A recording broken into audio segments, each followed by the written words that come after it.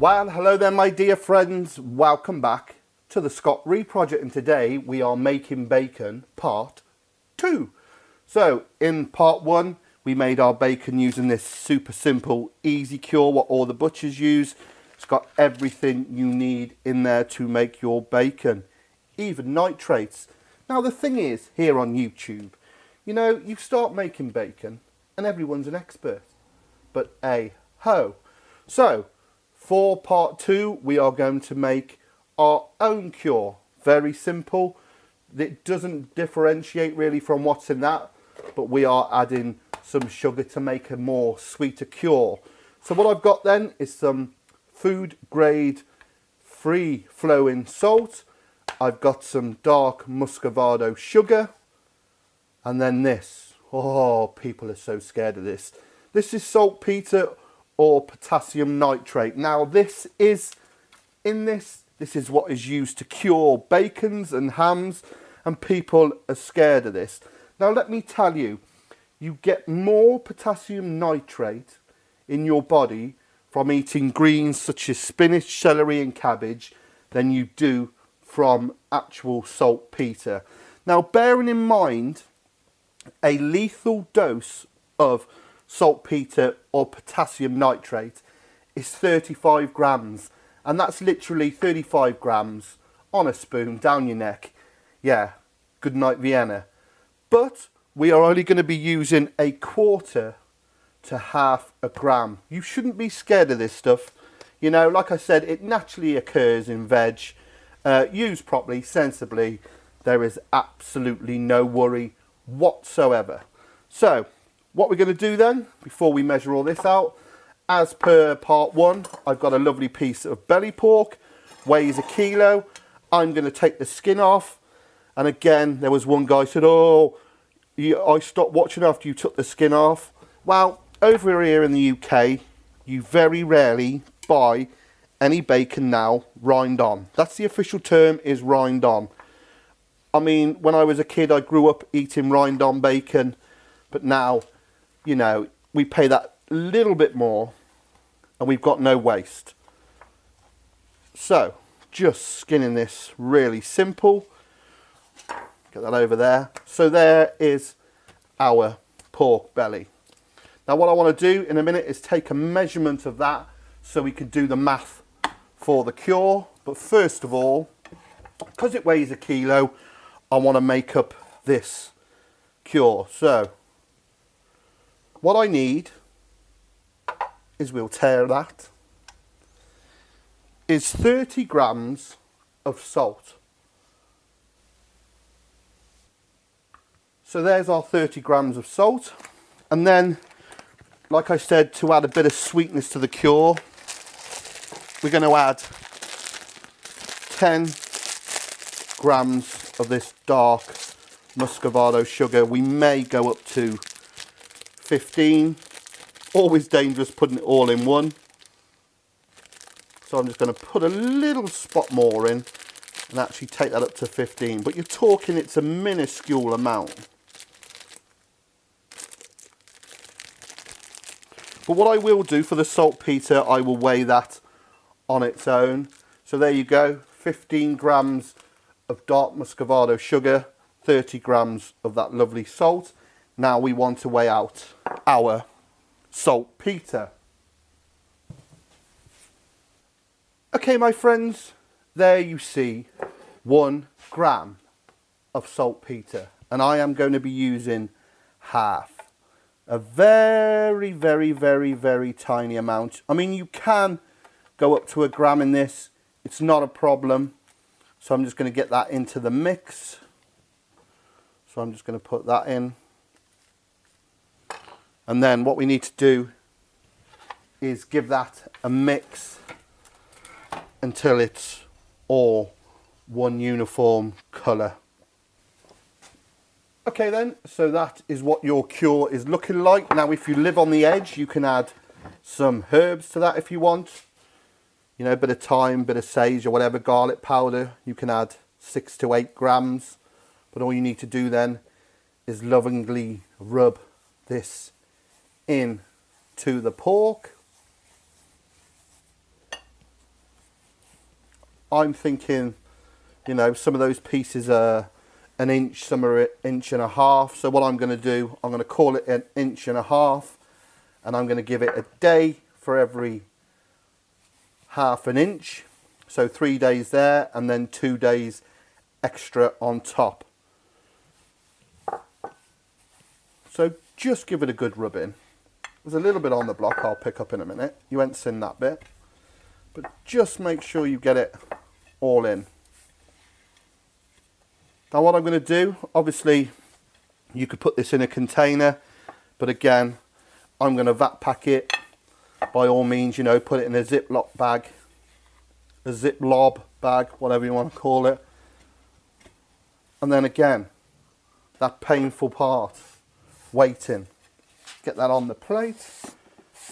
So what's left on that plate, I will just put in the bag. Just make sure it's all on. Pick it all up. And really, you know, when I've done videos before on curing meat and you mentioned saltpetre, it's like, you know, the end of the world. It's not. You're not eating it all the time, you know, very, very small amounts. Okay, right, let's get that in a vat pack bag. Try saying that without your teeth in. And then what's left here, we'll just chuck on top. It's even better if you've got a few cuts on your hands and it really gets in there and stings. But I can take it. So, just fettle it before we tuck it up nicely. Nice and flat. All our cures in. We'll vat pack this. So, like I said, a day for every half an inch. I'm going inch and a half, so that's 3 days. 2 days on top makes it 5. Turn it every day. Job is a good one. Suck the bejesus out of this now.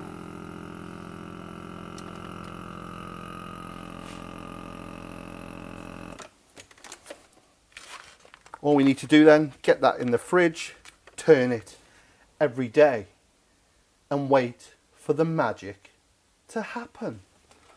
There it is. Good night, sweet prince. Sleep tight. Okay, my friends, the wait is over. That is one of the hardest things you can do, is wait for your bacon to cure. You keep thinking to yourself, oh, do you know what, I'll take it out now. You know, a couple of hours early, maybe a day, but it won't work. You need to let it do its thing. And there you are. Right, I'm going to go and quickly wash this off. Oh, smells great. Okay then, so there's our bacon. Obviously we've cured it. We've left it in the bag with our cure mix for the allotted time. We've taken it out, we've washed it, we've patted it dry. Now the next phase is we put this back in the fridge to dry off and equalise. So what is equalising your bacon? Well, it's a way of developing flavour, but more importantly, when we covered this in our cure mix through the osmosis, obviously it drawed the moisture out and then it sucks it back in and it all meets again in the middle. So what you need to do then is put it in your fridge and just let that spread back out through the bacon, so you've got a uniform colour and flavour. Now you need to equalise it for a minimum of 2 days. I mean, these are only small pieces, but 6 days even better. But to be honest, the longer you leave it, the better it is. So we're going to put this in the fridge. It won't look a lot different, but trust me, it will really, really bring on the flavour. But just have a look at that. Right, it's always a waiting game. Here we are at last, the moment we have all been waiting for. So this is our home cured bacon, meaning our homemade cure. Obviously in part 1, we use that easy cure bacon, which allows you to make bacon really quickly, cure it, bag it, take it out, wash it off, dry it, and pretty much you can slice it and eat it. But obviously this, with our homemade cure, with that sugar, salt and the saltpetre, we just needed to take it a little step further so you get perfect bacon. And like I was saying, that equalisation, it just finishes off the job for you, evenly distributes your cure and just develops the flavour. But as you can see now, apart from it being a little bit too lean for me, that is absolutely perfect bacon. So it would be rude not to go and try a couple of slices of this.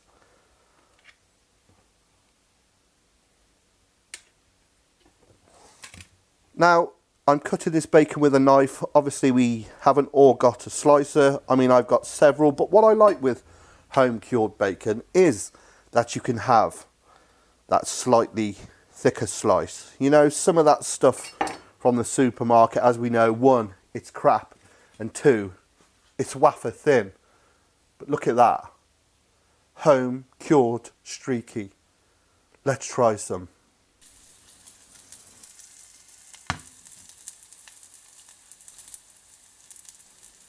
So I just want to show you that pan. If you have a look there, look at the colour of that oil.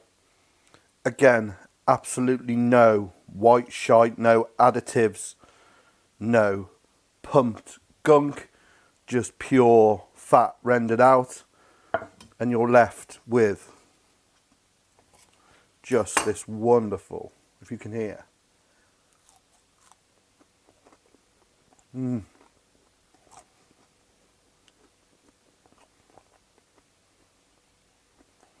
crispy bacon. Just the flavour alone is a million miles away from supermarket bacon. Listen to that crisp, that crackle. Bloody hell, can't stop eating that. That's just wonderful stuff. Well, my friends, that's the end of making bacon part 2. Obviously in part 1 we used that easy cure, that butcher's easy cure. Part 2, this one, we made our own cure with salt, sugar, saltpetre. But the next one we're going to do, part 3, is we're going to try an old school wet cure. But until then, I'm going to finish this bit.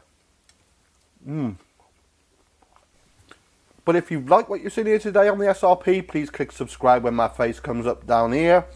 Also, find me on my social media, Facebook, Scott Reed, the Scott Reed Project, on my Twitter at the Scott Reed Project, and on my Instagram at the Scott Reed Project. I think you'll find the icons down in the show bar. But until next time, I've got this one piece left. It's just absolutely fantastic. So do give it a go and join me for part 3. Right. All the best.